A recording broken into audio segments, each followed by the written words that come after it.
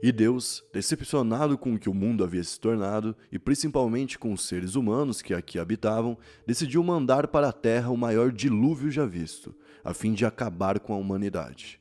Porém, um dos homens tinha um coração muito bom, e esse foi reconhecido por Deus e ganhou uma das maiores missões já dadas. Ele teria de construir uma arca e nela colocar um par de cada espécie animal que havia no mundo. E assim Noé fez. E um par de cada animal foi colocado nesta arca, a fim de reproduzi-los e espalhá-los depois do dilúvio.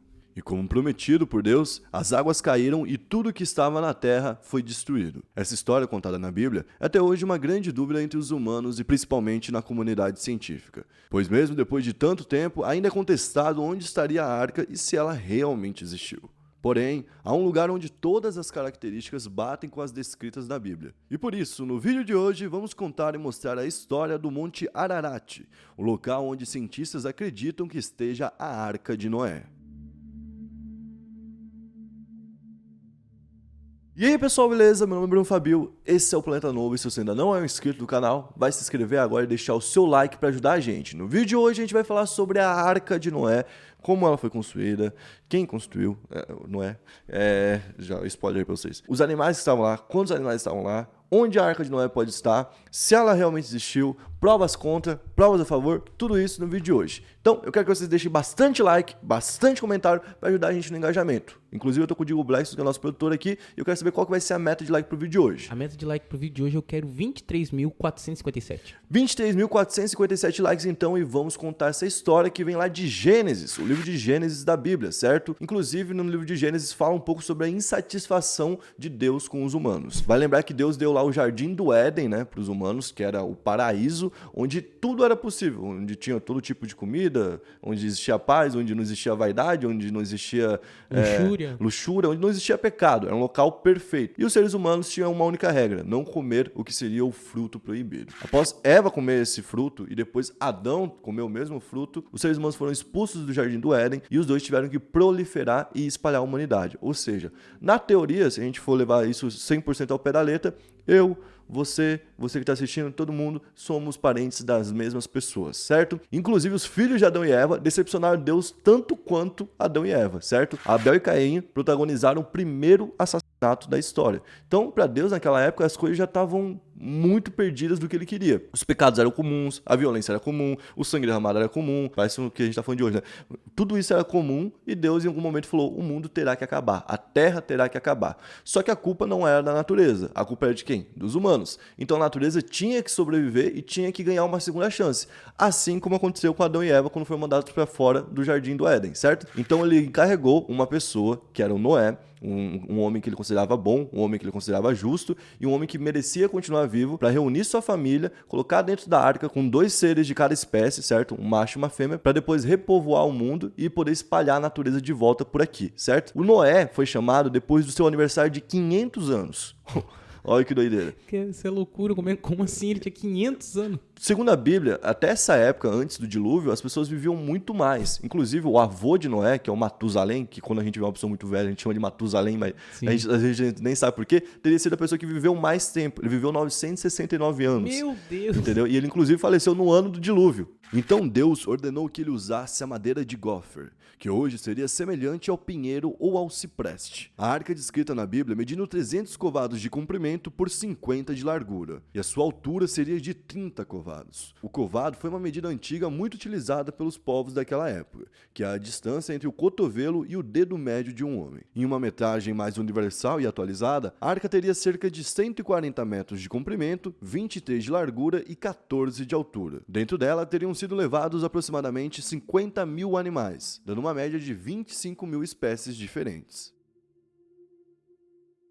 Então essa madeira que era utilizada era uma madeira pesada, não era nada tecnológico como hoje, como por exemplo a gente tem os navios que são feitos de outros materiais, né? Por isso que eles são tão pesados. E por conta da madeira mais os animais que passavam dos 50 mil, a gente consegue imaginar que talvez não tenha flutuado e não daria para flutuar. Inclusive, esse é o primeiro ponto onde os cientistas contestam a Arca de Noé, certo? Mas a Bíblia indica onde a arca teria parado. teria parado na Turquia, no Monte do Ararat, certo? Inclusive, alguns povos antigos chegaram a falar que antigamente dava para ver a arca em cima do monte. E agora vai uma curiosidade sobre esse monte. Esse monte é um monte vulcânico, ou seja, ali é uma área de vulcão. Por conta disso, você não tem vegetação em volta, certo? Inclusive, é um vulcão coberto por neve e passa boa parte do ano coberto assim por neve. Primeiro ponto, não tinha como ter ali árvore ou plantas. E você encontra lá estruturas de madeira no local. Você encontra bastante madeira no local. Mas você não consegue ter a certeza de se isso realmente é a arca ou o que seria isso, porque o local é coberto de neve. Como eu falei,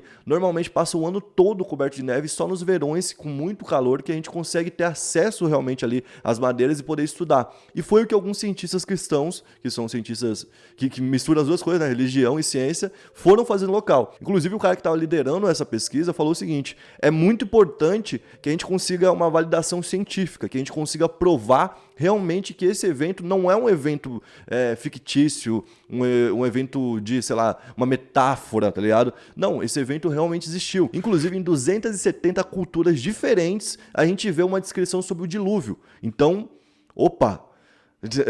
É algo que realmente parece que existiu, né? Parece que existiu, né? Não sei se existiu da forma que está descrito. Isso. Não sei se realmente todo mundo acabou morrendo e só o Noé e a família ficaram por ali velejando e tudo mais. Não sei, mas que muita coisa aponta para realmente ter existido um grande dilúvio na humanidade e que eu não desconfio que tenha existido. Isso aí sim. Isso a gente tem algumas provas, inclusive. Como, por exemplo, você tem a madeira no lugar onde não é para ter madeira. Por que tem a madeira lá, entende? Bom, e eles teriam parado no Monte Ararat depois de cerca de 150 dias. Tem gente que fala que foram 7 meses, tem gente que fala que foi um ano, tem gente que fala que foram 60 dias, mas a fonte que a gente está usando diz sobre 150 dias. Foram 150 dias, ou seja, 5 meses andando, e aí tem a história, né, da pomba que o Noé soltava, acho que ele soltava um outro animal antes, se eu não me engano. Ele soltava um corvo, se eu não me engano.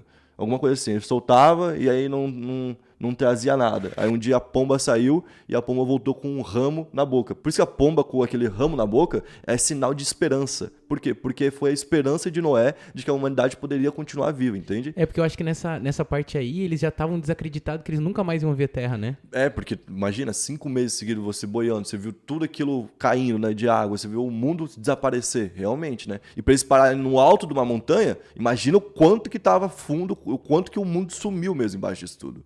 Em 2010, um grupo de cientistas que fazia a busca no local encontrou uma grande estrutura de madeira no monte. O pesquisador chinês Yang Wing-Sin disse que a madeira foi encontrada a 4.000 metros de altura no monte, próximo da fronteira com o Irã. E segundo o Xiang, esse chinês que estava pesquisando, essa madeira teria por volta de 4,8 mil anos, ou seja, teria isso quase 5 mil anos, que bateria ali com a data de quando teria rolado esse dilúvio. Ele disse que não pode confirmar 100% a existência da arca, mas é 99,9%. Ele falou o seguinte, inclusive: a estrutura do barco tem muitos compartimentos, o que indica que podem ser os espaços onde se localizavam os animais. E também, para ter 50 mil animais, a gente teria que ter outros compartimentos para comida, né? Porque 150 dias se alimentando 50 mil animais, você tem que ter um espaço muito grande ali para alimentar todos esses animais. Pô.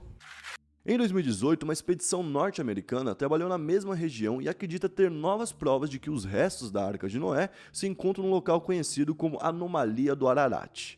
A comunidade científica recebeu essa nova reivindicação com algum entusiasmo, já que 100 especialistas de todo o mundo, durante 3 dias, visitaram o monte. Raul Esperante, professor de geociência, que pertence à Igreja Adventista dos Estados Unidos, disse que o objetivo era visitar os sítios em torno da montanha, para encontrar pistas sobre os eventos catastróficos do passado. Raul também disse o seguinte: temos recursos técnicos e estamos dispostos a trabalhar com especialistas locais, deixando claro que é necessário um trabalho científico rigoroso sobre este tema.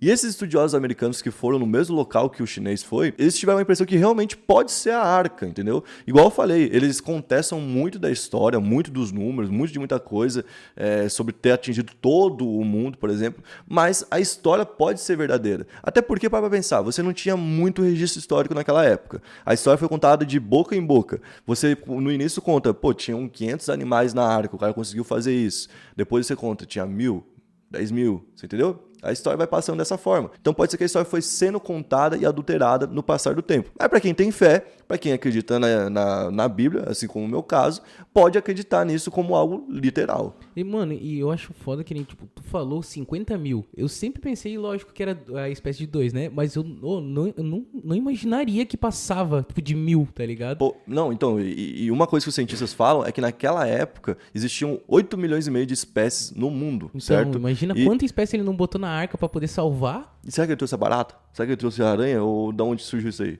Então, tá ligado? É foda, né? Porque, tipo, não tem registrado certinho. Ficam algumas dúvidas, né? Qual animal que veio, qual animal que não veio. Sim. Esses animais que a gente tem hoje já são evolução e mutação. Como é que seria, né? Seria legal se, tipo, a ciência realmente chegasse à conclusão de que existiu a Arca de Noé e conseguisse provar isso daí e começar a explicar pra gente como foi esse evento. Inclusive, é o que o Oktabeli, que é um professor e arqueólogo da Universidade de Istambul, do Instituto Turco de História Antiga, fala. Ele fala que os eventos reais da Bíblia vão explicar um pouco sobre como a natureza funciona. Inclusive, ele tem um pouco de pessimismo sobre encontrar, sei lá, a arca em si, ali embaixo, né, no Monte Ararat.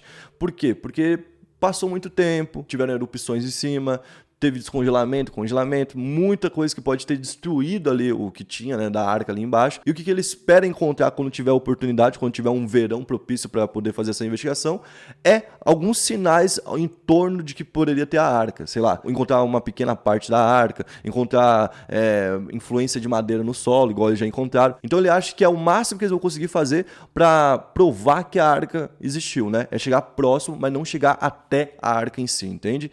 E aí, uma outra coisa que eu tenho que ponderar aqui, agora da parte da ciência, é que muitos cientistas contestam a Arca de Noé por conta da existência de dunas, desertos e coisas do tipo. Porque se tivesse tido uma enchente, provavelmente essas dunas não estariam da forma que estão e não estariam onde estão. As rochas também que a gente tem espalhado pelo mundo, a maioria estaria no fundo do mar, entende? E um outro estudo que também é feito para saber se a Arca de Noé existiu ou não é sobre a Turquia, que é um país muito antigo e naquela época já existia pessoas morando por ali.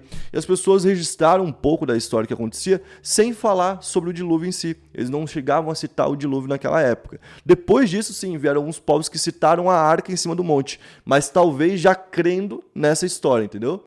Bom, mas esse foi o vídeo de hoje, eu espero que você tenha gostado da forma como a gente abordou. Se você quiser, a gente pode trazer uns vídeos sobre animais, sobre curiosidades sobre animais, né, contando histórias. Por exemplo, eu tenho um vídeo pra sair aqui, que é a história dos dragões. Eu quero chamar minha mãe, que é bióloga, pra aparecer e contar como que eles teriam existido, se eles existiram, se não existiram, quais animais hoje são os mais próximos dos dragões. Se você gosta desse tipo de vídeo, comenta aqui embaixo que a gente pode soltar pra vocês, beleza? Tamo junto, valeu, até a próxima.